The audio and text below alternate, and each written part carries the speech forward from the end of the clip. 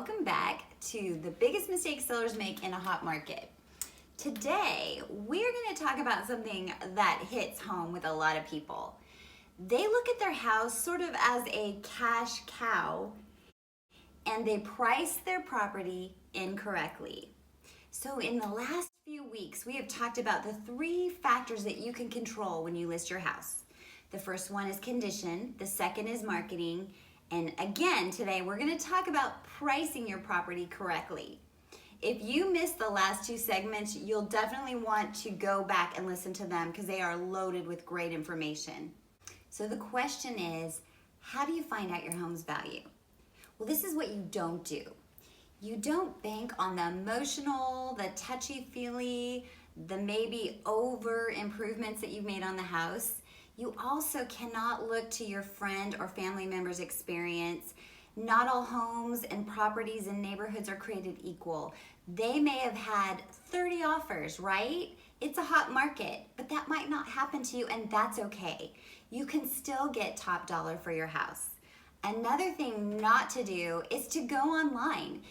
I think the most popular one would be Zillow and the Zestimate on your home. What the Zestimates don't include are improvements. A lot of times they are banking on the tax records. Maybe they don't have the right bedroom or the property isn't measured correctly. There's so many things that can go wrong with a Zestimate. The other thing that is so important to guide you on a price is this. You want to get a CMA. If you do not know what a CMA is, it means a comparative marketing analysis. It is so important for you to get that information. That will cover the active, pending, and sold properties in your neighborhood.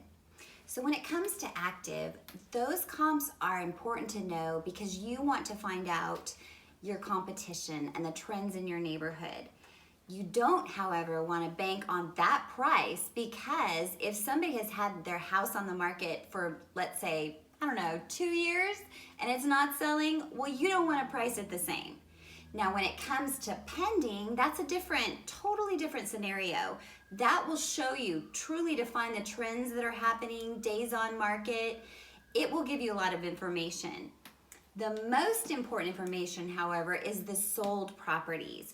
You want to know what the list price was, what did it sell for, how many days on market, and again, you want to compare apples with apples. If that property had an incredible outdoor kitchen and a pool, well, you might not be able to price your property in the same way. So there's so many important things that you can discover when you look through a CMA. And I know we talked about in the beginning of this series that it's really important for you to keep an eye on what's happening. So even if you're a ways out, you're not wanting to sell yet, it is good to keep track of what's happening, maybe even get a quarterly CMA so you know what's happening in your neighborhood. The other thing that is really great, and I will end today talking about this, when you price your property, you want to price it at market value. If not that, you want to price it just under. That is how you're going to get the most exposure, the crazy activity, and the goal is to get multiple offers. If you price your property too high, you're kind of chasing down the market, and you don't want to do that. Trust me, you want to get as much activity as possible. That's when the fun begins. Again, one of the biggest mistakes sellers make is pricing their property incorrectly.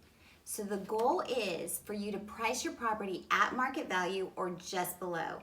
When you do that, you're going to get maximum activity. That is the goal.